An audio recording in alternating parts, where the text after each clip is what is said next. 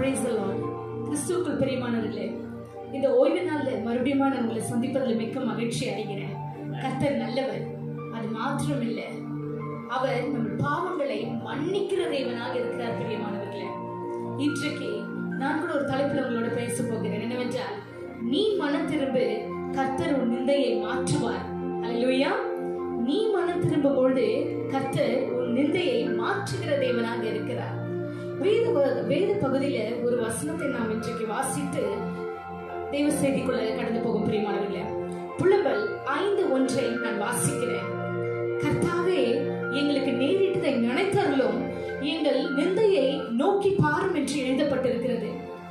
இதை யார் சொல்லுகிறார் என்றால், எங்கள் நிந்தையை நோக்கி பாரும் என்று சொல்லி எரேமியா தீர்க்கதரிசியின் மன்றாட்டின் ஜெபமாய் இருக்கிறது.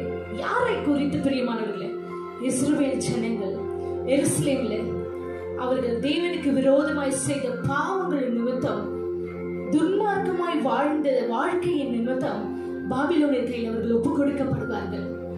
அந்த தேசம் எருசலேமே அழிந்து போக வேண்டிய சூழ்நிலை வந்தாயிற்று.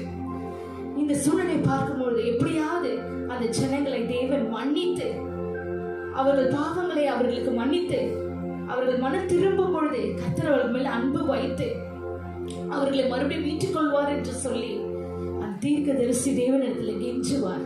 அந்த கெஞ்சி ஜெபித்து அவர்களுக்கு மன்றாடுகிற ஜெபம்தான் இது. பிரியமானவர்களை, இன்றைக்கு கூட நாம் அநேக பேர் நிந்தனைக்குள்ளாக கடந்து போகிறோம். நிந்தனை என்றால் என்ன? பிரியமானவர்களே, ஒரு விஷயம் நான் பார்ப்போம்னால், நம்ம வாழ்க்கையில சில வேளை சில தவறுகளை செய்கிறோம். தேவனுக்கு விரோதமாய் துர்மார்க்கமான ஒரு வாழ்க்கையை வாழ்கிறோம். பிரியமானவர்களே, அதனால் பல அவமானங்களை சந்திக்கிறோம். வெட்கத்துக்குரிய சூழலில் நாம் நடத்தப்படுகிறோம். நம்ம வாழ்க்கையே ஒரு வெறுமையா இருக்கிறது, துக்கமா இருக்கிறது, ஏன் சந்தோஷம் இல்லாதபடி கூட இருக்கிறது. ஏன் சில வேளையில இந்த பாவமாகப்பட்டது நம்ம தனிமைக்குள்ளாக ஆக்குறது. பிரியமானவர்களே, இந்த ஜனங்கள் கூட அப்படிதான் தேவனுக்கு விரோதமாய் துர்மார்க்கமான பாவம், கர்த்தருக்கு பிரியமில்லாதபடி வாழ்ந்தார்கள். அதனால்தான் அவ்விதமாய் அவர்கள் கட்டப்பட்ட சூழ்நிலை. இன்றைக்கு கூட நம்ம வாழ்க்கையில சுதந்திரமா இல்லாதபடி கட்டப்பட்டு அழுகையில கண்ணீர்ல போய்கொண்டிருக்கலாம். ஆனால் வேதத்துல நீதிமொழிகள் 14:34 இவ்விதமாய் சொல்லுகிறது, நீதி ஜனத்தை உயர்த்தும், பாவமோ எந்த ஜனத்திற்கும் இகழ்ச்சியை கொடுக்கும் என்று சொல்லி, நாம் தேவனுக்கு முன்பாக நீதியாய் உண்மையாய் பரிசுத்தமாய் ஜீவனம் பண்ணும் பொழுது நம் வாழ்க்கையில உயர்ந்திருப்போம். பிரியமானவர்களே, ஆனா துர்மார்க்கமாய் வாழும் பொழுது நம்ம வாழ்க்கையில ஒரு சுதந்திரம் இல்லாதபடி கட்டப்பட்ட சூழ்நிலையில, எப்படி சொல்றதுன்னா, ஒரு கஷ்டமான பாதையில கடந்து போவோம். வாழ்க்கையில நம்மளுக்கு ஒரு நெக்ஸ்ட் லெவல் என்னன்றதே தெரியாதபடி இருக்கும். பிரியமானவர்களே, போராட்டமான ஒரு வாழ்க்கைக்குள்ளாக கடந்து போக வேண்டியதா இருக்கும். தேவனுக்கு விரோதமாய் துர்மார்க்கமாய் வாழாதபடி நாம் மனம் திரும்பும்படியாய் கர்த்தர் விரும்புகிறார். பிரியமானவர்களே, அதை குறித்துதான் எப்படி தேவனுக்கு விரோதமாய் துர்மார்க்கமாய் வாழாமல் அவருக்கு பிரியமாய் எப்படி வாழ வேண்டும், என்ன மாதிரி துர்மார்க்கமான காரியங்கள் நம்மிடம் காணப்படும் பொழுது வாழ்க்கையாகப்பட்டது பாவத்தின் நிமித்தம் சாபத்துக்குள்ளாக கடந்து போக வேண்டிய சூழ்நிலை இருக்கிறது. அதனால வாழ்க்கையில ஒரு ஆசீர்வாதமே இல்லை. பிரியமானவர்களே, பாவம் என்றால் என்னன்னா, first it breaks the relationship between God and us. கர்த்தருக்கும் நம்மளுக்கும் சம்பந்தம் இல்லாதபடி ஒரு வாழ்க்கை தான் பாவம் என்று சொல்லப்பட்டிருக்கிறது. இந்த பாவத்தை குறித்து தான் எப்படி இந்த பாவத்திலிருந்து விலக்கி நம்மளை பாதுகாத்துக் கொண்டு தேவனுக்கு பட்சமாய் பிரியமாய் வாழ்ந்து எப்படி ஆசீர்வாதத்தை நாம் பெற்றுக்கொள்ள வேண்டும் என்று சொல்லி தேவன் இந்த இருதயத்தில் இந்த பாரத்தை கொடுத்து என் ஜனங்களிடம் பேசு என்று சொன்னபடினால் இன்றைக்கு நான் முன்பாக நின்று கொண்டு உங்களுக்காக தேவனிடத்திலிருந்து வார்த்தைகளை பற்றி பேசிக்கொண்டு இருக்கிறேன். பிரியமானவர்களே, 2 விதமான காரியமாற்று இன்னைக்கு நான் இந்த கால வேலையில இந்த ஓய்வு நாள்ல உங்களோட பேச விரும்புகிறேன். என்னவென்றால், முதலாவது, நம்ம கிட்டலாம் கீழ்ப்படிதல் இல்லை. தேவனுக்கு கீழ்ப்படியாமல் பாவம் செய்கிறதுனால நம்மளுக்கு ஒரு விதமான சாபம் வருகிறது. பிரியமானவர்களே, நான் முதலாவது அதை குறித்து தான் உங்களோட பேச விரும்புகிறேன். தேவனுக்கு விரோதமாய் கீழ்ப்படியாத ஒரு வாழ்க்கை. வேதத்துல நம்ம பார்ப்போமானால், நம்ம ஆதி தகப்பன் ஆதாம் ஏவாள் கூட அப்படிதான் கீழ்ப்படியாத நிமித்தம் ஒரு சாபம் அவர்களை பற்றி கொண்டது. என்னவென்றால், கர்த்தர் எல்லாவற்றையும் உண்டாக்கி ஆதாமுக்கும் ஏவாளையும் ஆசீர்வதித்து அவர்கள் ஒரு சுப்பீரியரான லைஃபை கொடுத்து, சந்தோஷமான அவர் லைஃபை கொடுத்து, அழகான அவர் தோட்டத்துல பத்திரமாய் அவர்களை வைத்திருந்தார். அவர்களுக்கு எல்லாம் இருந்தது, எல்லாவற்றையும் அவர்கள் ஆளுகை செய்து வாழ்ந்து கொண்டு சந்தோஷமா தான் இருந்தார்கள். அப்பொழுது ஆதாமை தேவன் அழைத்து ஒன்று சொல்லுகிறார். அநேக விருட்சங்களை உண்டாக்கி அதுல கனிகளை வைத்து ஒன்று மாத்திரம் சொன்னார், எல்லா கனிகளையும் நீ புசிக்கலாம் ஆதாம், ஆனா ஒன்று மட்டும் நீ செய்யக்கூடாது. அந்த தோட்டத்துல நடுவுல இருக்கிற அந்த விருட்சத்தின் கனியை மட்டும் நீ புசிக்க கூடாது. ஏன்னா அந்த கனியை நீ புசிப்பியானால் அது புசிக்கிற நாள்ல நன்மை தீமை எதென்று நீ அறியப்பட்ட அன்றைக்கே சாவா என்று சொல்லுவார். என்ன செய்திருக்க வேண்டும்? ஆதாம் தன் மனைவி கிட்ட கூட இதை சொல்லியிருப்பார். இது இருவருக்கும் நன்றாய் தெரியும்.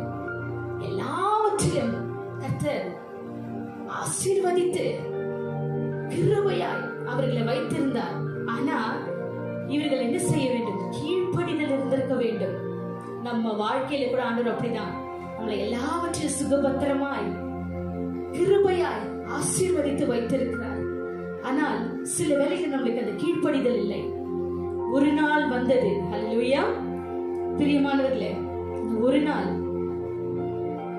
சர்ப்பமாகப்பட்டது ஏவாளை வஞ்சித்தது. பிரியமானவர்களே, அது ஆதியாகமம் 3வது அதிகாரத்துல வாசிப்பீர்களானால், சர்ப்பமானது வந்து ஏவாளை வஞ்சித்து அந்த கனியை புசிப்பீர்களானால் நீங்கள் எதை கர்த்தர் புசிக்க கூடாது என்று சொன்னாரோ அதை நீங்க புசிப்பீங்களானால் தேவ தூதர்களை போல ஆவீர்கள் என்று ஒரு ஆசையான வார்த்தையை பேசி அப்படியே ஏவாளை வஞ்சிக்கிறது.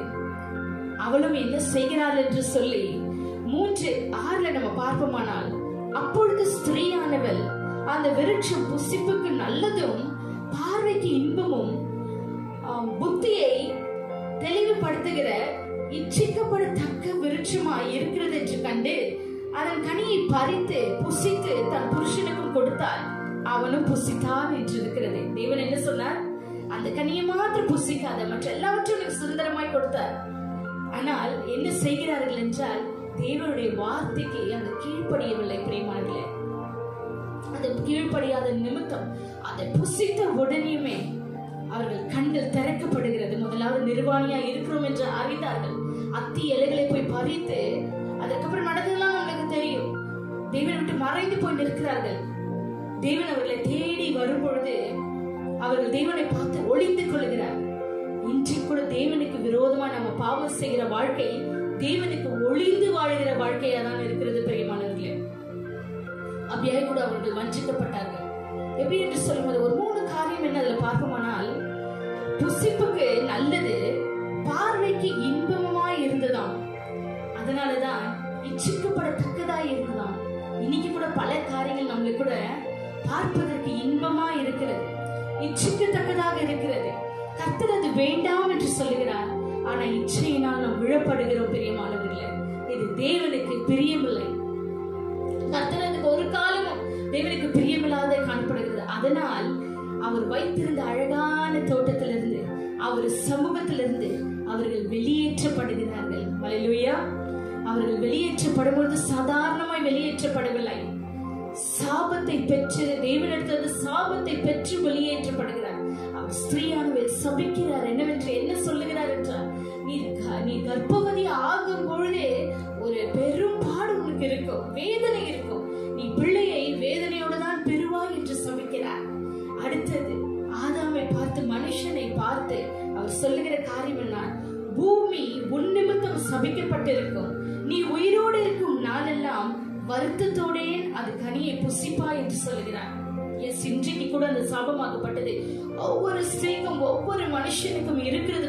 பிரியமானவர்களே, இன்றைக்கு கூட கர்ப்பம் தரித்த நாள்ல இருந்து அந்த பிள்ளை பெற்றெடுக்கிற நாள் வரைக்கும் அவ்விதமாய் ஒரு விதமான வேதனை இருக்கிறது ஸ்திரீகளுக்குள்ளாக, மனுஷனுக்குள்ளாக. அவன் கஷ்டப்பட்டு சம்பாதித்து வேர்வை சிந்தி அவன் கஷ்டப்பட்டு தான் உழைத்து சாப்பிட வேண்டிய சூழ்நிலை இருக்கிறது. தேவனுக்கு கீழ்ப்படியாத நிமித்தம் சாபம், அந்த சாபத்தின் நிமித்தம் அவரோட பிரசன்னத்தில் அவர் வெளியேறப்பட்டார்கள். அந்த ஏதேன் தோட்டத்துல ராஜாவாய் ராஜாத்தியாய் வைத்திருந்தார் பிரியமானவர்களே. ஆனா அவர்கள் அதை இழந்து போக வேண்டிய சூழ்நிலை இருக்கிறது. இன்றைக்கு கூட கர்த்தர் கிருபையா நம்மளுக்கு குடும்பங்களை கொடுத்து நம்மளை ஆசீர்வாதமாய் வைத்திருக்கிறார், சுகபத்திரமாய் வைத்திருக்கிறார். ஆனால் இன்றைக்கு கூட முதலாவது நம்ம வாழ்க்கையில நம்ம குடும்பத்துல கர்த்தருக்கு எப்படி கீழ்ப்படியணும் நம்ம என்று தெரியணும் பிரியமானவர்களே. ஒரு சில காரியங்கள் மாத்திரம் இப்ப நம்மலாம் எப்படி கீழ்ப்படுகிறோம், எப்படி கீழ்ப்படிய மாற்றோம், தேவனுக்கு துர்மார்க்கமா என்ன செய்கிறோம் என்று சொல்லி ஒரு சில காரியங்களை மாத்திரம் நான் உங்களோட பகிர்ந்து கொள்ள விரும்புகிறேன். அந்த நாள்ல இவாளை சர்வமானது வஞ்சித்தது. இந்நாள்ல கூட சாத்தானவன் என்ன செய்கிறான், குடும்பங்களை வஞ்சித்து கெடுக்கிறவனாய் இருக்கிறான் பிரியமானவர்களே. எஸ், அவன் வஞ்சனையானது முதல்ல குடும்பத்தின் மீதுதான். அப்படியாய் கூட என்ன ஆசை வார்த்தைகள் நம்ம வாழ்க்கையில கூட இன்னைக்கு கணவன் மனைவி பிள்ளை என்று அழகான ஒரு வாழ்க்கையை தேவன் கொடுத்து நம்மளை கிருபையாய் வாழ வைத்து சகல தேவைகளையும் சந்தித்து நம்மளை எப்படி ஒரு சுப்பீரியாரிட்டியான ஒரு வாழ்க்கையில வைத்து நம்மளை தேவன் அழகு பார்த்து கொண்டிருக்கிறார். எப்படி ஆதாம் ஏவாளை அழகு பார்த்து கொண்டிருந்தாரோ நம்மளையும் அப்படிதான் அழகு பார்த்து கொண்டிருக்கிறார். ஆனால் குடும்பத்திற்குள்ள பிசாசு கொண்டு வருகிற இச்சையாகப்பட்டது சில தந்திரமான வார்த்தைகள், ஆசை வார்த்தைகள்னால நிறைய பேர் இன்னைக்கு கணவன் மனைவி விழுகிறதை பார்க்கிறோம், குடும்பங்கள் உடைகிறதை பார்க்கிறோம். பாவம் பெருகி போயிற்று, குடும்பங்கள் கலைக்கப்படுகிறது, பிள்ளைகள் திண்டாட்டத்துக்குள்ளாக கடந்து போகிறார்கள். என்ன செய்வதென்றே பலருக்கும் சில வேளைகளில் ஒரு கணவன் மனைவிக்குள்ளாக காரியங்கள் வேறுபட்டு தாறுமாறாய் போய் இன்றைக்கு பிரிந்து போக வேண்டிய நிலைமையில கூட இருக்கிறது. முதலாவது சாத்தான் அந்த கண்களுக்கு இன்பமான காரியங்களை, இச்சைக்குரிய காரியங்களை கொண்டு வரும் பொழுது, அந்த துர்மார்க்கமான காரியங்களை கொண்டு வரும் பொழுது நாம் ஜாக்கிரதையா இருப்போம் பெரியமானவர்களே. கர்த்தர் உண்டு பண்ணின வாழ்க்கை, கர்த்தர் கொடுத்த கணவர் என்று மனைவி நினைக்கிறோம். கர்த்தர் கொடுத்த கணவர் என்று மனைவி நினைக்கும் பொழுது அதே மாதிரி கர்த்தர் கொடுத்த மனைவி என்று கணவர் நினைத்து தேவன் கொடுத்த வாழ்க்கை என்று நாம் பயந்து வாழ வேண்டும் பிரியமானவர்களே. அந்த பயமாகப்பட்டது தேவனுக்கு கீழ்ப்படியாது போகாதபடி நம்மளை பாதுகாத்துக் கொள்ளும். முக்கியமாக கணவன் மனைவிக்குள்ள ஒரு நல்ல அன்பு காணப்பட வேண்டும். நிறைய ஃபேமிலிஸ்ல பார்க்கும் பொழுது கணவன் மனைவி பிரச்சனைனால அநேக பேர் நிறைய மிஸ் அண்டர்ஸ்டாண்டிங், நிறைய தேவையில்லாத மற்ற உறவுகள், அதற்கு பிரியமில்லாத காரியங்கள் இதெல்லாம் பார்க்கிறதுனால அவர்கள் பிரிந்து போகிறபடினால் அநேக குடும்பங்களை பிள்ளைகள் பாதிக்கப்படுகிறதை பார்க்கிறோம். பிசாசுக்கு இது ஒரு தந்திரம். பாவத்துக்குள்ளாக, இச்சைக்குள்ளாக ஒவ்வொரு மனுஷனையும் நடத்தி அந்த குடும்பத்தை களைத்து போட வேண்டும் என்று சொல்லி. ஆனால் கணவன் மனைவிக்குள்ள அன்பு இருக்கணும். அந்த அன்பு எப்படி வரும் பிரியமானவர்களே? கணவன் மனைவியை சேர்ந்து ஜெபிக்கணும், கணவன் மனைவியை சேர்ந்து வேதத்தை வாசிக்கணும், கணவன் மனைவி எல்லாவற்றையும் ஒருமித்து வாசம் பண்ணி காரியங்களை தேவனிடத்திலிருந்து பெற்று வாழ்க்கையை நடத்த கற்றுக்கொள்ளணும் பிரியமானவர்களே. அப்படி இருக்கிற வேலையில பிசாசானவனுக்கு நீங்கள் எதிர்த்து நிற்கிறீங்க. முக்கியமாக கணவன் மனைவிக்குள்ள ஒரு நல்ல அன்பு இருக்கணும் என்று இந்த வேலை உங்களுக்கு சொல்ல விரும்புகிறேன். என்றால் 1 பேதுரு 4:8 விதமாய் சொல்லுகிறது, ஒருவரில் ஒருவர் உருக்கமான அன்புள்ளவர்களாய் இருங்கள், அன்பு திரளான பாவங்களை மூடும் என்று சொல்லி. அன்பாய் நீங்க இருக்கும் பொழுது உங்களுக்குள்ளாக சில தவறுகள் இருந்தாலும் சரி, ஏன் பாவமே இருந்தாலும் சரி, உங்களுக்குள்ளாக அன்பு இருக்கும்போது அது மூடப்படும். நீங்கள் ஒருவருக்கு ஒருவர் தூற்றி மற்றவர்கள் தெரியாதபடி, அதை ஒருவருக்கு ஒரு சங்கடங்கள் வராதபடி கர்த்தர் உங்கள் குடும்பங்களை அன்பினால கட்டி வைத்திருக்கிறார் பிரியமானவர்களே. அந்த அன்பு ஒருவருக்கு ஒரு உருக்கமான அன்பு இருக்கும் போது நீங்க சகலத்தையும் சேர்த்து வாழ்வீர்கள் பிரியமானவர்களே. அடுத்தது இன்னொரு காரியம் என்ன பார்ப்போம் என்றால், முதலாவது குடும்பத்தை அவன் பிரிக்கிறவராய் இருக்கிறான். தந்திரமான காரியங்களை கொண்டு, அசுத்தமான காரியங்களை கொண்டு, இச்சைகளை கொண்டு குடும்பங்களை பிரிக்கிறவனாய் இருக்கிறான். இரண்டாவதாக நேரத்தை திருடுகிறவனாய் இருக்கிறான் பிரியமானவர்களே. இப்படி சாதாரண நம்ம பார்க்க போனோம்னா ஒவ்வொரு ஃபேமிலிஸ்ல இன்னைக்கு ஒவ்வொருத்தரும் நான் பார்ப்பேன்னா ஆண்ட்ராய்டு மொபைல்ஸ், இது ஒரு எப்படி சொல்றதுன்னா ஒரு தந்திரமான ஒரு கருவி பிசாசு இந்த நாள்ல ஒவ்வொருவருக்கும் யூஸ் பண்ணுகிறது பிரியமானவர்களே. ஏனென்றால் நேரம் ஒருத்தர் ஃப்ரீயா உட்கார்ந்த உடனே அந்த மொபைலை எடுத்து தேவையில்லாத காரியங்களை, முக்கியமாக சொல்ல போனால் பிள்ளைகள் அடுத்த வேலை ஒரு வேலையை முடிச்ச பிற்பாடு நெக்ஸ்ட் அவங்க கையில மொபைல் போகும்போது அநேக கேம்ஸ்களை விளையாடுவதும், அநேக பேர் அதை வாட்ஸ்அப், இன்ஸ்டாகிராம், அது மாத்திரம் இல்ல ஸ்டேட்டஸ் என்று சொல்லி, அநேக ஃபேஸ்புக் என்று சொல்லி ரொம்ப டைமை வேஸ்ட் பண்ணுகிறோம். ஆனா யோசிச்சு சிந்திக்க பார்க்க மாட்டோம். இப்போ நம்ம எல்லாரும் ஒரு சூழ்நிலை கடந்து போய் கொண்டு இருக்கிறோம் பிரியமானவர்களே. ஏன்னா பிள்ளைங்களுக்கு கூட ஆன்லைன் கிளாஸஸ் நான் பார்க்கிறேன். எங்க வீட்டுல கூட பிள்ளைங்க இருக்கிறாங்க. இந்த ஆன்லைன் கிளாஸஸ் என்று சொல்லும் பொழுது பிள்ளைங்க அப்படியே பர்ஃபெக்ட். இந்த டைம்ல இருந்து இந்த டைம் 2 to 3 morning 8:30 to 9:30 இப்படி என்று சொல்லி டைம் டேபிள் அது கரெக்டான ஆன்லைன் கிளாஸஸ்ல டீச்சர்ஸ்க்கு வருவாங்கன்னு சொல்லிட்டு பிள்ளைங்க அவ்வளவு பங்க்சுவலா உட்கார்ந்து கிளாஸஸ் அட்டென்ட் பண்றாங்க. ஆனா அந்த ஒரு நாள் முழுவதும் கிளாஸஸ் பல மணி நேரம் அட்டென்ட் பண்ற பிள்ளைங்களுக்கு பெற்றோர் அட்லீஸ்ட் ஒரு அரை மணி நேரத்துல 1/4 மணி நேரம் வேதத்தை வாசிக்க பிள்ளைங்களுக்கு கற்றுக் கொடுக்கவோ இல்ல 1/4 மணி நேரம் ஜெபிக்கவோ தேவனை துதிக்கவோ நேரத்தை ஒதுக்குறீர்களா என்று உங்களை ஆராய்ந்து பார்த்துக் கொள்ளுங்க பிரியமானவர்களே. எவ்வளோ டைமை வேஸ்ட் பண்ணுகிறோம். ஆனா தேவனுடைய சமூகத்துல பிள்ளைகளுக்கு அதை கற்றுக் கொடுக்கணும், அமரணும், நம்மளுக்கு கொஞ்சம் அமர்ந்து ஜெபிக்கணும் என்று நினைக்காதவர்கள் உங்கள் வாழ்க்கையில நீங்க மனம் திரும்பும்படியே நான் கேட்டுக்கொள்கிறேன். ஏனென்றால் எபேசியர் 5:16 விதமாய் சொல்லுகிறது, நாட்கள் பொல்லாதவைகளாய் இருக்கிறதினால் காலத்தை பிரயோஜனப்படுத்திக் கொள்ளுங்கள் என்று எழுதப்பட்டிருக்கிறது. எஸ், காலம் பயங்கரமான காலத்துக்குள்ளாக கடந்து போகிறோம். கர்த்தருக்கென்று பிரயோஜனப்படுத்திக் கொள்ள வேண்டும். சில பேர் எப்படி என்றால் காலையிலிருந்து ராத்திரி வரை வேலை செய்து கொண்டிருக்கிறார்கள். அவர்கள் அநேக நேரம் வேலை செய்து கொண்டிருக்கிறார்கள் பிரியமானவர்களே. ஆனால் ஒரு சிறிதாய் கூட தேவனுக்காக அந்த டைமை ஒதுக்க முடியாதபடி இருக்கிறாங்க. ஆனா அவர்கள் வாழ்க்கையில கஷ்டப்பட்டு சம்பாதிக்கிறாங்க. ஆனா சமாதானம் இல்லை, ஒரு சந்தோஷம் இல்லை, எப்பொழுதுமே ஒரு சோகம் இருக்கிறது, பற்றாக்குறை இருக்கிறது, கடன் பிரச்சனை இருக்கிறது. இவ்விதமாய் எத்தனையோ காரியங்கள் அவர்கள் வாழ்க்கையில காணப்படுகிறது. ஆனால் இன்றைக்கு நீங்களும் மனம் திரும்பி எவ்வளவு வேலைகள் இருந்தாலும் கர்த்தருக்கென்று ஒரு நேரத்தை ஒதுக்குங்கள். கர்த்தரை தேடும்படியா உங்க வாழ்க்கையில ஒரு நேரத்தை ஒதுக்கும் பொழுது கர்த்தர் உங்கள் வாழ்க்கையில உங்களை ஆசீர்வதிக்க வல்லவரா இருக்கிறார். அந்த வாழ்க்கையாகப்பட்டது உங்களுக்கு ஆசீர்வாதமாய் மாறும் பிரியமானவர்களே. ஏனென்றால் 1 சாமுவேல் 1:30 சொல்லிருக்கிறது, என்னை கனப்படுத்துகிறவர்கள் நான் கனப்படுத்துவேன் என்று சொல்லி. நீங்க தேவனை கனப்படுத்தும் பொழுது, உங்கள் நேரத்தை கொடுத்து தேவனை கனப்படுத்தும் பொழுது, உங்க பிள்ளைகளை தேவனுக்கென்று நீங்க வளர்க்கும் பொழுது அவரிடமிருந்து நீங்கள் கனத்தை பெற்றுக் கொள்வீங்க. உங்க வாழ்க்கையில ஒரு கனம் உண்டாகும். சோதித்து பாருங்கள் பிரியமானவர்களே. நீங்கள் இப்படி செய்து பாருங்கள். நீங்கள் உங்களை மாற்றி பாருங்கள்.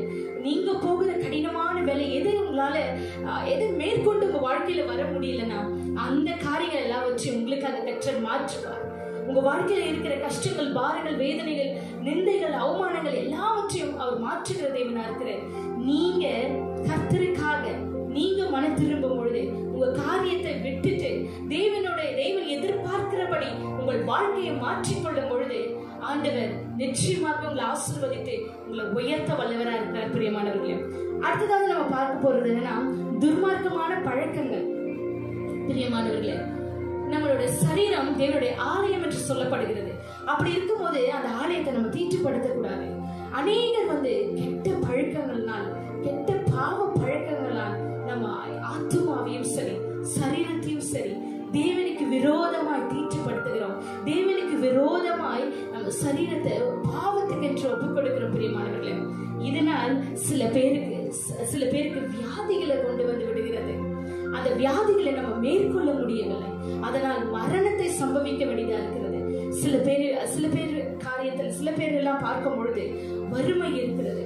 சில பேர் சரீரத்தை தவறாய் அவர்கள் யூஸ் பண்ணுகிறதுனால, தேவனுக்கு பிரியமில்லாதபடி இருக்கிறதுனால ஒரு ஆசீர்வாதம் இல்லாதபடி இருக்கிறது. ஆனால் தேவன் வேதம் என்ன சொல்லுகிறது என்று சொன்னார். சங்கீதம் 37:8 கோபத்தை நிகழ்த்தி உக்கிரத்தை விட்டு பொல்லாப்பு செய்யாதே என்று சொல்லி போட்டிருக்கிறது. ஏனென்றால் அப்படியாய் கூட நாமளும் கோபத்தை விட்டுவிட்டதுனால அது மாத்திரமில்லை, பொய் பேசுவது தேவனுக்கு அருவருப்பாய் இருக்கிறது பிரியமானவர்களே. அந்த பொய்களை பேசாதபடி நீதிமொழிகள் 12:22 சொல்லுகிறது, பொய் உதடுகள் கர்த்தருக்கு அருவருப்பை தருகிறது என்று சொல்லுகிறது. நாம் அநேக வேளை பொய்யாகவே வாழ்ந்து கொண்டிருக்கிறோம். ஒரு பெருமையான ஒரு வாழ்க்கை வேண்டும் என்று சொல்லி ஆண்டவருக்கு பிரியமில்லாத எல்லா சூழ்நிலையும் பொய்யாகவே வாழ்ந்து கொண்டிருக்கிறோம். உங்கள் வாழ்க்கையில இருக்கிற அந்த பொய்யான வாழ்க்கையை மாற்றி, அந்த துர்மார்க்கமான செயலை மாற்றி கர்த்தருக்கு பிரியமாய் திரும்புங்கள். பிரியமானவர்களே, ஆண்டவர் எல்லாவற்றிலும் உங்களை விடுவித்து ஆசீர்வதிக்கிற தேவனாக இருக்கிறார். நீங்கள் உங்களை மாற்றிக்கொள்ளும் பொழுது, இன்றைக்கு நீங்கள் உங்களை மன திரும்பும்படியாய் உங்களை ஆயத்தப்படுத்திக் கொள்ளும் பொழுது கர்த்தர் உங்கள் நடுவில் அற்புதம் செய்ய வல்லவரா இருக்கிறார். சிறிய சிறிய தவறா இருக்கலாம், பெரிய தவறா இருக்கலாம். ஆனால் சிறிதாக இருந்தாலும் பெரிதாக இருந்தாலும் பாவம் தான். பிரியமானவர்களே, உங்களை நீங்க ஆராய்ந்து பார்த்து கொள்ளுங்க. இன்றைக்கு நீங்க மன திரும்பும் பொழுது, கர்த்தருக்கு பிரியமில்லாத காரியங்களை தூசியை போல உதறி விடும் பொழுது, உங்கள் வாழ்க்கையில் இருந்ததை எடுத்து போடும் பொழுது, கர்த்தர் உங்களை உயர்த்தி, உங்களை வாளாக்காமல் தலையாக்கி, கீழாக்காமல் மேலாக்கி, உங்களை உயர்ந்த ஸ்தானத்துல வைத்து உங்களை ஆசீர்வதிக்க அவர் வல்லவராய் இருக்கிறார். பிரியமானவர்களே, அவருக்கு பிரியமில்லாத எந்த காரியமா இருந்தாலும் சரி, உங்கள் மனசாட்சிக்கு தெரியும். அதை இனி வரும் காலங்கள் நீங்கள் செய்யாதபடி மனம் திரும்பும் பொழுது நிச்சயமாய் உங்க நிந்தையான வாழ்க்கையை, நீங்க பாடல் மத்தியில, கஷ்டத்தின் மத்தியில போகிற வாழ்க்கையை உங்களுக்கு அவர் மாற்ற வல்லவரா இருக்கிறார். ஏனென்றால் வேதம் சொல்லுகிறது 1 யோவான் 1:9 படி, நம்முடைய பாவங்களை நாம் அறிக்கையிட்டால் பாவங்களை நமக்கு மன்னித்து எல்லா அநியாயத்தையும் நீக்கி நம்மை சுத்திகரிப்பதற்கு அவர் உண்மையும் நீதியும் உள்ளவராய் இருக்கிறார் என்று சொல்லி, பாவம் செய்வது பெருசல்ல, பாவம் செய்துட்டீங்க ஆண்டவர் பிரியம் இல்லாம, ஆனால் அதை விட்டு விட்டு அறிக்கை செய்யும் பொழுது அதை மன்னிக்கிறதுக்கு அவர் உண்மை உள்ளவரும் நீதி உள்ளவருமாய் இருக்கிறார். பிரியமானவர்களே, இன்றைய தினத்திலிருந்து நீதி உள்ள வாழ்க்கையை வாழ கற்றுக்கொள்ளுங்கள். அப்படியாய் தேவனுக்கு பிரியமாய் வாழ்ந்து அந்த ஆசீர்வாதங்களை பெற்றுக்கொள்ளும்படியாய் உங்க வாழ்க்கையில ஒரு விதமான ஆசீர்வாதமே இல்லாம இருக்கும். நிறைய பேர் யோசிக்கலாம், இதே நிலைமையில கூட நம்ம கடந்து போய் கொண்டிருக்கிறோமே, அடுத்தது ஏன், எப்படி, ஏன் இது நடக்கிறது, ஏன் அடுத்த நிலைமைக்கு நம்மளால போக முடியவில்லை என்று சொல்லி தேவனுக்கு பிரியமில்லாத வாழ்க்கை வேண்டாம். பிரியமானவர்களே, இன்றைக்கு உங்களை ஆராய்ந்து பார்த்து கொள்ளுங்கள். உங்கள் இருதயத்துக்கு தெரியும் நீங்கள் என்ன செய்து கொண்டிருக்கிறீர்கள் என்று சொல்லி. நீங்கள் பாவத்தை விட்டுவிடும் பொழுது சாபமான வாழ்க்கை உங்களுக்கு மாற்றப்படும். பிரியமானவர்களே, இதைதான் கர்த்தர் உங்கள் இடத்துல விரும்புகிறார். அடுத்தது நம்ம பார்ப்போமானால், சில வேளையில உலக சிற்றின்பத்தை நாம் விரும்புகிறபடினால் தவறான ஆசைகள் நிமித்தம் பாவம் வருகிறது. அதுவே அவமானத்துக்குரிய வாழ்க்கையை நம்ம பெற்றுக்கொள்ளுகிறோம். அவமானத்துக்குரிய வாழ்க்கைக்குள்ளாக நம்ம கடந்து போக வேண்டியதா இருக்கிறது. பிரியமானவர்களே, என்னவென்றால் உலக சிற்றின்பம். ஒரு வேத பகுதியில ஒரு காரியத்தை நம்ம பார்ப்போமானால், லூக்கா 15வது அதிகாரத்தை நாம் பார்ப்போமானால், கர்த்தர் பிரதான கிருபையினால அங்க ஒரு மனுஷன் இருக்கிறான். பிரியமானவர்களே, அந்த மனுஷனுக்கு 2 பிள்ளைகள் உண்டு, மூத்தவன் இளையவன் என்று சொல்லி. இளையவன் இந்த மாதிரி ஒரு சிற்றின்பமான வாழ்க்கைக்கு ரொம்ப ஆசை அவனுக்கு. அதனால அவங்க தகப்பன் கிட்ட போய், என்னோட ஷேர் எனக்கு பிரிச்சு கொடுத்துருங்க, நான் அதை எடுத்துட்டு போகணும் என்று சொல்லி கேட்கிறான். அப்படி இருக்கும்போது தகப்பனும் அவனுக்குரிய பங்கை பிரித்து கொடுத்து அவனை அனுப்புகிறார். அவனும் அந்த தேசத்தை, அந்த ஊரை விட்டு அவன் வேற ஊருக்கு போய் சென்று அந்த பணத்தை எல்லாம் ஒரே சந்தோஷமாய் சிற்றின்பமாய் அதை செலவழித்து அவ்விதமாய் எல்லாம் கடைசியில எல்லாம் பணமும் முடிகிறது. அந்த முடிந்து போகிற நேரத்துல அவன் எந்த இடத்துல, எந்த ஊர்ல இருக்கானோ அந்த ஊர்ல ஒரு பஞ்சம் வந்துட்டது. சோ அவன்கிட்ட பணமும் இல்லை, எல்லாவற்றையும் அழித்து போட்டான். சிற்றின்பத்தினால தவறான ஒரு டெசிஷனை எடுத்து தகப்பன் வீட்டுல நல்லா பேரின்பமாய் சொகுசாய் ராஜாவை போல வாழ்ந்து கொண்டிருந்தவன் அந்த உலக சிற்றின்ப உலக காரியங்களுக்காக ஆசைப்பட்டு அவனுடைய சம்பத்தையும் அவன் எடுத்துக்கொண்டு போய் வீணாய் செலவழித்து அவ்விதமாய் அதை எல்லாவற்றையும் அழித்து கடைசியில அவன் அந்த தேசத்துல பஞ்சத்தின் காலத்துல ஒரு இடம் அண்டி கொண்டு வேலைக்கு போகிறான். எப்படிப்பட்ட வேலைக்கு போகிறான் தெரியுமா? அவன் பன்னிகளை மேய்க்கும்படியாய் போகிறான். என்ன கொடுமையான ஒரு சூழ்நிலை, அவன் எதிர்பாராத சூழ்நிலை. இப்படிதான் நிறைய பேரு தெரியாம தவறுகளை, பாவங்களை செய்கிறோம். பிரியமானவர்களே, அப்பொழுது என்ன நடக்கிறதுனா அவனுக்கு ஒரே பசி உண்டாகுது. அப்ப அவன் யோசிக்கிறான், இந்த பன்றிக்கு வைத்திருக்கிற அந்த தீவனங்களை கொடுத்தால் கூட நம்ம சாப்பிட்டு உயிர் வாழலாமே என்று யோசிக்கிறான். ஆனால் அது கூட, அந்த போஷிப்பு கூட அந்த வேலை அவனுக்கு கிடைக்காம போகிறது. பிரியமானவர்களே, ஏனென்றால் பின்பக்கமாய் யோசித்ததுனால தேவனுக்கு விரோதமாய் அவன் அடுத்தது என்ன ஆசீர்வாதம் அவனுக்கு வைத்திருக்கிறார் என்ற வாழ்க்கையில அவன் அறியாதபடி அவன் சுய சித்தத்தின்படி சிற்றின்பத்தை தேடி போகிறான். அப்படியாய் கூட அவனுக்கு என்ன நேரிட்டது என்றால், அப்பொழுது அந்த பசியினால் அவன் வாடி வதங்கும் பொழுது அப்ப யோசிக்கிறான், தகப்ப வீட்டுல நம்ம எப்படி இருந்தோம் என்று. லூக்கா 15:11 நாம் 17 வாசிப்போமானால், அந்த நேரத்துல அவன் யோசிக்கிறான், என் தகப்பனுடைய கூலிக்காரர் எத்தனையோ பேருக்கு பூர்த்தியான சாப்பாடு இருக்கிறது, நானும் பசியினால சாகிறேன் என்று சொல்லுகிறான். எஸ் பிரியமானவர்களே, அவங்க அப்பா வீட்டுல வேலைக்காரர்கள் கூட அவ்வளவு நல்ல போஜனம் இருந்தது. ஆனா இவனோ பசியினால வாடுகிறான். அந்த நிமிஷம் ஒரு தீர்மானம் எடுக்கிறான். அந்த நிமிஷம் அவனுக்கு ஒரு மன திரும்புதல் வருது. என்ன யோசிக்கிறான் என்று சொல்லி நாம் பார்ப்போம் பிரியமானவர்கள். 18 வாசிப்போமானால், நான் எழுந்து என் தகப்பனிடத்திற்கு போய், தகப்பனே, பரத்துக்கும் விரோதமாகவும் உமக்கு முன்பாகவும் பாவம் செய்தேன்.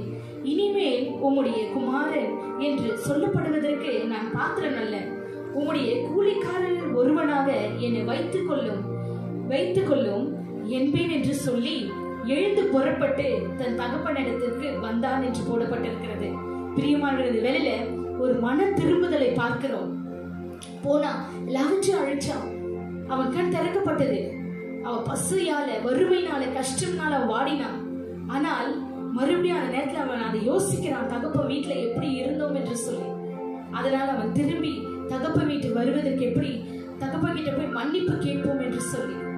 இன்றைக்கு கூட பாவம் செய்திருந்தாலும் பரவாயில்ல, நீங்க மன திரும்பி தேவனிடத்துல மன்னிப்பு கேட்கும் பொழுது தேவன் உங்களை ஏற்றுக்கொள்ளுகிறவராய் இருக்கிறார். பிரியமானவர்களே, என்ன நடந்தது என்று பார்ப்போமா? எழுந்து புறப்பட்டு தன் தகப்பனிடத்திற்கு வந்தான். அவன் தூரத்தில் வரும்பொழுதே அவனுடைய தகப்பன் அவனை கண்டு மனதுருகி ஓடி அவன் கழுத்தை கட்டிக்கொண்டு அவனை முத்தம் செய்தார். எப்படியாப்பட்ட அன்பு தகப்பனின் அன்பு! அவன் அந்த நேசத்தை அறியாதபடி கடந்து போனான், தூரம் போய்விட்டான். ஆனால் மறுபடியும் திரும்பி வரும்பொழுது தகப்பனுடைய அன்பு மாறவே இல்லை. பிரியமானவர்களே, இன்றைக்கு கூட இயேசு அப்படிதான். நீங்க எவ்வளவு தூரம் போயிருந்தாலும் சரி பாவம் செய்து, ஆனால் மறுபடியும் நீங்க மன்னிக்கும்படியாய் மன்னிப்பை கேட்டு திரும்பி வருவீர்களானால் அவருடைய அன்பு பெரிதா இருக்கிறது. உங்களையும் அப்படிதான் கட்டி அணைத்துக் கொள்வார். பிரியமானவர்களே, உங்களுக்கு ஒரு மறு வாழ்வை கொடுக்கிறவரா இருக்கிறார். தகப்பனை பார்த்தவுடன் மறுபடியும் அவன் மன்னிப்பு கேட்கிறான். என்னவென்றால், குமாரன் தகப்பனை நோக்கி, தகப்பனே, பரத்துக்கு விரோதமாகவும் உமக்கு முன்பாகவும் பாவம் செய்தேன். இனிமேல் உம்முடைய குமாரன் என்று சொல்லப்படுவதற்கு நான் பாத்திரம் அல்ல என்று சொன்னான். அப்பொழுது தகப்பன் ஊழியக்காரனை நோக்கி, நீங்கள் உயர்ந்த வஸ்திரத்தை கொண்டு வந்து இவனுக்கு உடுத்தி இவன் கைக்கு மோதிரத்தையும் கால்களுக்கு பாதரட்சியும் கொடுங்கள் என்று சொன்னார். கொழுத்த கன்றை கொண்டு வந்து அடியுங்கள், நாம் புசித்து சந்தோஷமாய் இருப்போம். என் குமாரனாகிய இவன் மரித்தான், திரும்பவும் உயிர்த்தான், காணாமற் போனான், திரும்பவும் காணப்பட்டான் என்று அப்படியே அவர்கள் சந்தோஷப்பட தொடங்கினார்கள் என்று எழுதப்பட்டிருக்கிறது. பிரியமானவர்களே, என்ன அவன் தகப்பன் பார்த்த உடனே அவனுக்கு கிடைச்சது உயர்ந்த வஸ்திரமாம். அல்லேலூயா! இன்றைக்கு கூட பாவத்தை விட்டு நீங்க மறுபடியும் தேவனிடத்துல நீங்க வருவீர்களானால் ஒரு உயர்ந்த ஆசீர்வாதமான வாழ்க்கையை உங்களுக்கு தேவன் வைத்திருக்கிறார். உங்களுக்காக அவர் காத்து கொண்டிருக்கிறார். நீதான் மனம் திரும்ப வேண்டிய மகனே. இன்றைக்கு அருமையான வாலிப சகோதரன் சகோதரியே, இன்றைக்கு தேவன் உங்களோட பேசிக் கொண்டிருக்கிறார். இன்றைக்கு எத்தனையோ பேர்ல உங்களை அழகாக குடும்பமாய் நல்ல தாய் தகப்பனை கொடுத்து சகலத்தையும் உங்களுக்கு கொடுத்து கிருபையாய் உங்களை ஆசீர்வதித்து வாழ்ந்திருக்கும்படியாய் கர்த்தர் ஒரு அழகான குடும்பத்தில் உங்களை வைத்திருக்கிறார். ஆனால் நீங்களோ உங்கள் தாய் தகப்பனுக்கு தெரியாம எத்தனையோ பாவங்கள், மறைவான காரியங்களை நீங்க செய்து கொண்டிருக்கிறீர்கள். பிரியமானவர்களே, இது அவர்களுக்கு தெரியல என்று நீங்க நினைக்கிறீங்க. ஆனா இயேசு உங்களை கண்ணோக்கி பார்த்து கொண்டிருக்கிறார். இன்றைக்கு அந்த குமாரன் மனம் திரும்பினது போல நீங்களும் மனம் திரும்புங்கள். பிரியமானவர்களே, உங்க ரகசிய பாவங்கள் உங்க பெற்றோருக்கு தெரியாம நீங்கள் செய்கிற ஒவ்வொரு ரகசியமான பாவங்களை இன்றைக்கு விட்டு விடுங்கள். நாளைக்கு பெரிய பெரிய அற்புதமான ஒரு உயர்ந்த ஸ்தானத்துல கர்த்தர் உங்களை வைத்து ஆசீர்வதிப்பார். வாலிப பிள்ளைய வாலிப மகனே, உன் பாவத்தை விட்டு நீ திரும்பு, உன் பாவத்தை விட்டு நீ திரும்பு, உன் பாவத்தை விட்டு நீ திரும்பு என்று கர்த்தர் இந்த நாளில் எச்சரிக்கை கொடுக்கிறார். நீ திரும்பும் பொழுது இதோ இந்த குமாரனுக்கு முதல்ல கிடைத்தது அந்த உயர்ந்த வஸ்திரம். அவன் நினைச்சு கூட பார்க்கல, மறுபடியும் ஒரு வேலைக்காரனை போலயாவது இருப்போமா? இன்றைக்கு கூட சில பேர் கண்ணீரோடு இருக்கலாம். நான் பாவம் செய்து விட்டேன், தேவனுக்கு விரோதமாய் வாழ்ந்து கொண்டிருக்கிறேன், அதனால என் வாழ்க்கை ஒரு சாபமாவே இருக்கிறது, நான் என்ன செய்தாலும் ஒரு ஆசீர்வாதம் இல்லை, நான் என்ன செய்வது என்று தெரியல, கர்த்தர் என்னை மன்னிப்பாரா, இயேசுப்பா என்னை மன்னிப்பாரா என்று சொல்லி நீங்க அங்கலாய்த்து கொண்டிருக்கலாம். பிரியமானவர்களே, இயேசு மன்னிக்கிறவரா இருக்கிறார். உன் பாவங்களுக்காக தான் சிலுவை சுமந்தார், உன் பாவங்களுக்காக ஒரு ரத்தம் சிந்தினார், உமக்காக மரித்து உயிரோட எழும்பின உன்னை நேசிக்கிற ஒருவர் உண்டு. அதை நீ விசுவாசத்துடன் உன் பாவத்தை எல்லாம் விட்டுட்டு நீ கர்த்தரிடம் வரும் பொழுது இன்றைக்கு அழிந்து போயிருக்கலாம் உன் வாழ்க்கை, ஆனால் உன் வாழ்க்கை ஜீவன் பெறும் என்று கர்த்தர் சொல்லுகிறார். உன் பாவத்தை விட்டு நீ விலகு, கர்த்தர் உனக்கு புதிய வாழ்க்கையை வைத்திருக்கிறேன் என்று தேவன் சொல்லுகிறார். அவர் நல்லவராகவே உன் வாழ்க்கையில் இருக்கிறார். உன் பாவத்தை மன்னிப்பேன் என்று இந்த காலைவேளை உன்னோட பேசுகிறார். மகனே, நீ நினைக்கலாம் ஒன்றுமே இல்லாத மாதிரி இருக்கிறது, எல்லாரும் ஒரு என்ன சொல்லுகிறது, அவங்க மதிக்காத கூட இருக்கலாம். ஆனா உனக்கென்று ஒரு வாழ்க்கையை தேவன் வைத்திருக்கிறார். உன்னை நேசிக்கிற கர்த்தர், உன் வாழ்க்கையை மாற்றுகிற கர்த்தர், உன்னை கைவிடாத தேவன் இன்றைக்கு உன்னை பார்த்து சொல்லுகிறார், உன் பாவத்தை விட்டுவிடு மகனே, எனக்கு ஒரு மேன்மையான வாழ்க்கையை வைத்திருக்கிறேன், ஒரு ஆசீர்வாதமான வாழ்க்கையை வைத்திருக்கிறேன், என்னோட நீ வா என்று உன்னை அழைக்கிறார் அன்பாய். நீ வந்துவிட இன்றைக்கு தேவனிடத்துல நீ உன் வாழ்க்கையில ஜீவனை பெற்றுக் கொள்வாய். எதை குறித்தும் கலங்காத. உன் பாவத்தின் நிமித்தம் கலங்கி கொண்டிருப்பாயானால் உன்னை நேசிக்கிற, உன்னை உண்மையாய் நேசிக்கிற ஒரு தேவன் உண்டு. இன்றைக்கு வாலிப பிள்ளைகள் மாத்திரம் இல்லை, அநேகர் பாவத்தினால மறித்து போய் கொண்டிருக்கிறீங்க. ஆனால் தேவன் சொல்லுகிறார், பிரியமானவர்களே, உங்களோட உங்களை ஆசீர்வதிக்க அவர் விரும்புகிறார். நீ மனம் திரும்புவாயா? உன் வாழ்க்கை தேவனுக்கு ஒப்பு கொடுப்பாயா? கர்த்தர் உன்னை நடத்துவார். மனிதர்கள் கைவிடலாம். நீ பாவம் செய்ததால் உன்னை ஒதுக்கி வச்சிருக்கலாம், நீ பாவம் செய்ததால் உன்னை பிடிக்காத இருக்கலாம் அநேகருக்கு. ஆனா இயேசு உன்னை நேசிக்கிறார் மகனே, இயேசு உன்னை நேசிக்கிறார் மகளே. நீ இயேசுவிடம் வா. இன்னைக்கு வாழ்க்கை தொலைத்து போயிருக்கலாம், ஆனால் இன்னைக்கு உனக்கு ஒரு புதிய வாழ்க்கையை தேவன் கொடுக்க விரும்புகிறார். இந்த காலவில் உன்னோடு பேசிக் கொண்டிருக்கிறார். எதர்ச்சியா கூட நீ இந்த யூடியூப் சேனல்ல ஸ்க்ரால் பண்ணி நீ எதர்ச்சியா இந்த நிகழ்ச்சியை பார்த்து கொண்டிருக்கலாம். இயேசு உன்னை நேசிக்கிறார். அவர் ஒருபொழுதும் கைவிட மாட்டார். நீ பாவி என்று சொல்லி எல்லாரும் உன்னை தள்ளிவிட்டு இருக்கலாம், ஆனா இயேசு சொல்லுகிறார், நான் நேசிக்கிற மகனே, உன்னை நான் நேசிக்கிற மகளே, நீ என்ன நம்பு, நீ ஏன் என்கிட்ட வா. அந்த குமாரன் அப்படிதான் நம்பினான். தகப்பன் கிட்ட போகும்பொழுது நம்மளை ஏற்றுக்கொள்வாரா மாட்டாரான்னு சொல்லிக்கிட்டு சந்தேகம் இருந்திருக்கலாம். ஆனால் இன்றைக்கு நீ நம்புற இயேசுவை நீ சந்தேகம் வைக்காதே. உன்னை அவர் நேசிக்கிறார், உன்னை அழைக்கிறார். இன்றைக்கு பாவம் வேண்டாம், பிசாசு கொண்டு போகிற பிசாசு தேவனுக்கு விரோதமாய் துர்மார்க்கமான அந்த வாழ்க்கை உனக்கு வேண்டாம். இன்றைக்கு அதை விட்டுவிடு பிரியமானவர்களே. அப்படிதான் கர்த்தர் பிரதான கிருபையினால ஒரு 3 பிள்ளைகளை நாங்கள் சந்திக்க நேரிட்டது. பல வருஷமா அவர்களை தெரியும். அதுல 3 பேருக்கும் சத்தியத்தை போதித்தோம். 2 பிள்ளைகள் மாத்திரம், அதாவது வாலிப மகன்கள் தேவனை ஏற்றுக்கொண்டு கர்த்தர் தான் எல்லாம் என்று சொல்லி அவரை நம்பி விசுவாசித்து அவர்கள் பின்னாக வந்த அவர்களை இன்றைக்கு ஆசீர்வாதமாய் தேவன் வைத்திருக்கிறார். இன்னொரு மகனுக்கு அதே போலதான் சத்தியத்தை போதித்து வந்தோம். ஆனால் அவன் இதே போலதான் கர்த்தரிடம் வர அவன் வர முடியாதபடி பிசாசானவன் அவனோட போராடி கொண்டு அவனோட சூழலை எல்லாவற்றையும் கடினமாக்கி கொண்டு, எப்படி என்று சொல்வோமானால் அப்படியே அதே நிலைமையில தான் அவன் மகன் இருந்து கொண்டிருக்கிறான். அவன் கடந்த வாரத்துல போன் செய்து அவன் துக்கமாய் பேசிக் கொண்டிருக்கும் பொழுது அவன் கேட்கும்போது, வாழ்க்கை மாத்திரம் இப்படியே இருக்கிறது, எல்லாரும் எப்படி இருக்கிறாங்க என்று சொல்லி விசாரித்தான். சொன்ன, இப்படி இருக்கிற நன்மைகளை செய்திருக்கிறார் அப்பா என்று சொல்லும் பொழுது, ஏன் என் வாழ்க்கை மாத்திரம் சாபமாய் இருக்கிறது அக்கா என்று சொல்லி கண்ணீரோடு சில காரியங்களை பகிர்ந்து கொண்டிருந்தான். நான் சொன்னேன், நீ முதலாவது தேவனை புரிந்து கொள். நீ புரிந்து கொண்டு நீ அவருக்காக மாற்றப்படும் போது உன் வாழ்க்கை மாற்றப்படும். உன் வாழ்க்கைக்கு சாபம் தீரும் மகனே, நீ கவலைப்படாத.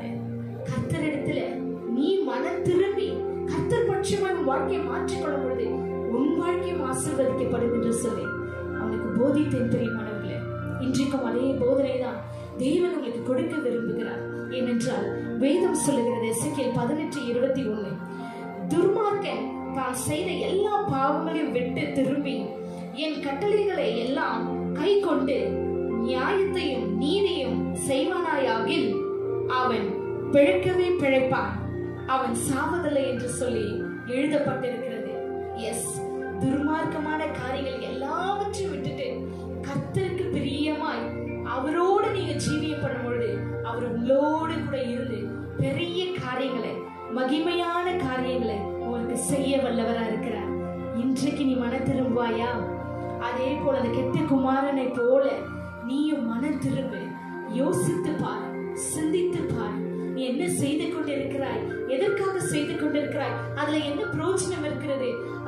அதை விட்டு விட்டு தேவனிடத்தில் வரும்பொழுது நாம் இவ்விதமாய் ஆசீர்வதிக்கப்படுவோமா என்று நீ சந்தேகப்படாத. உன்னை ஆசீர்வதிப்பது அவருக்கு பிரியம். உன்னை ஆசீர்வதிப்பதற்காக தான் இன்றைக்கு உன்னோட உறவாடி கொண்டிருக்கிறார். பிரியமானவர்களே, இன்றைக்கு ஒரு விஷயம் நம் கண்களை மூடி ஜெபம் பண்ணுவோம். கர்த்தர் நம்மளோடு கூட இருந்து இந்த பாவமான வாழ்க்கை, இந்த துர்மார்க்கமான வாழ்க்கை எல்லாவற்றையும் விட்டுவிட்டு, ஏனென்றால் அந்த வாழ்க்கையில ஒரு அடிமைதனம் இருக்கிறது, ஒரு விடுதலை இல்லை அந்த வாழ்க்கையில. தேவனுக்கு பிரியமில்லாத வாழ்கிற வாழ்க்கையில உங்களுக்கு விடுதலையே கிடையாது பிரியமானவர்களே. ஒரு அடிமைதனம் இருக்கிறது.